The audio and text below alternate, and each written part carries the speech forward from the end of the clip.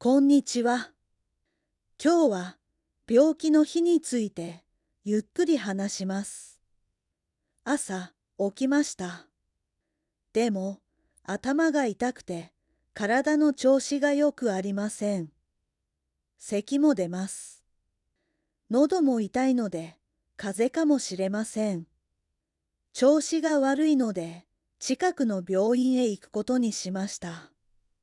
病院で熱を測ります。看護師さんが手伝ってくれます。次にお医者さんが喉を見てよく調べます。熱が高いので注射をすることになりました。病院で点滴をしてゆっくり休みながら治します。診察の後で薬局へ行って薬をもらいます。家に帰ったら薬を飲んで体を休ませます。病気の時は手をよく洗って清潔にします。マスクをつけると他の人にうつりにくいです。おかゆは優しい食べ物です。病気でも食べやすいです。温かい飲み物を飲むと体が少し楽になります。汗をかいたらきれいな服に着替えましょう。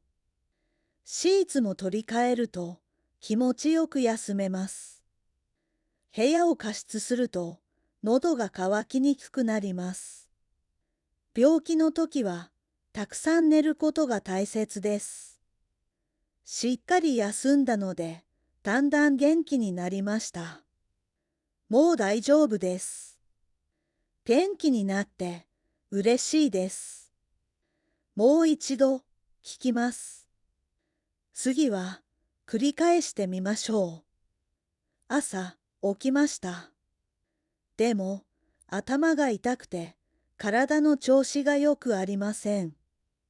咳も出ます。喉も痛いので風邪かもしれません。調子が悪いので近くの病院へ行くことにしました。病院で熱を測ります。看護師さんが手伝ってくれます。次にお医者さんが喉を見てよく調べます。熱が高いので注射をすることになりました。病院で点滴をしてゆっくり休みながら治します。診察の後で薬局へ行って薬をもらいます。家に帰ったら薬を飲んで体を休ませます。病気の時は手をよく洗って清潔にします。マスクをつけると他の人にうつりにくいです。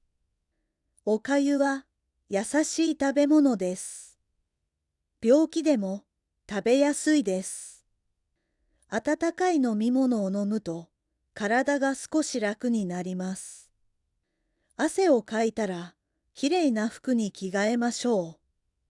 シーツも取り替えると気持ちよく休めます。部屋を加湿すると喉が渇きにくくなります。